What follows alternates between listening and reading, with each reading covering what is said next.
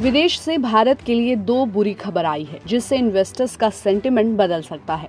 Global brokerage firm Morgan Stanley ने Sensex और भारत के डेवलपमेंट ग्रोथ का अनुमान घटा दिया है। फॉरेन ब्रोकरेज ने सेंसेक्स के लिए टारगेट अपने साल के लास्ट को घटाकर 82,000 कर दिया है, जो मौजूदा लेवल से 9% ज्यादा है। इससे पहले ब्रोकरेज फर्म ने उम्मीद जताई थी कि साल के अंत तक सेंसेक्स 93,000 के स्तर पर पहुंच जाएगा, लेकिन अब टारगेट घटने से इन्वेस्टर्स के बीच भी टेंशन आ चुकी है। तो चलिए इस वीडियो में डिटेल में बताते हैं मॉर्गन स्टैनली ने अपने सेंसेक्स के टारगेट पर क्या कुछ कहा है।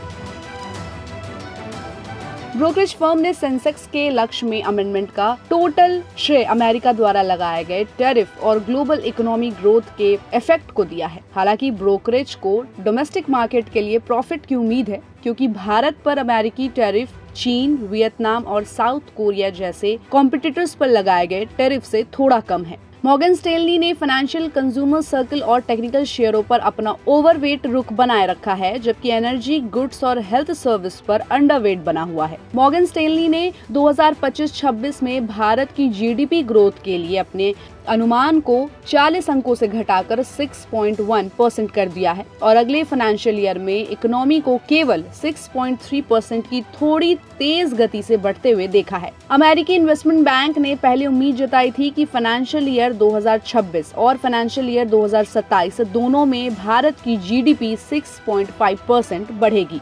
इस साल 2 अप्रैल को अमेरिकी राष्ट्रपति डोनाल्ड ट्रंप ने 70 देशों पर टैरिफ लगाने का ऐलान किया था, जिससे मार्केट की धारणा भी अफेक्ट हुई है। नतीजतन सेंसेक्स और निफ्टी में बड़ी गिरावट आई है। 2025 में सेंसेक्स और निफ्टी 1% से ज्यादा गिरे, जबकि बाजार ने हाल में कई ताबड़तोड़ रैलियां दिखाई है। ट्रंप के लिबरेशन डे पर टैरिफ के ऐलान ने ग्लोबल मार्केट में काफी हलचल मचाई और उन्होंने टैरिफ का एक सेट पेश किया, जिससे के साथ चल रहे ट्रेड वॉर में और ग्रोथ की संभावनाएं बढ़ गई और ग्लोबल इकोनॉमी में मंदी के बारे में चर्चा होने लगी। 9 अप्रैल को अपनी मॉनेटरी पॉलिसी में आरबीआई ने भी 2025-26 के लिए जीडीपी ग्रोथ को 6.7% के अपने पहले के आकलन से घटाकर 6.5% कर दिया है और ये ग्लोबल इफेक्ट को ही दिखाता है।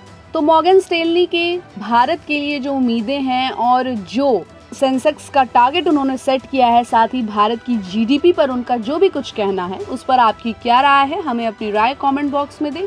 और ऐसी अपडेट्स के लिए देखते रहिए गुड रिटर्न्स। हमारे चैनल को लाइक और सब्सक्राइब करना बिल्कुल भी मत भूलिएगा।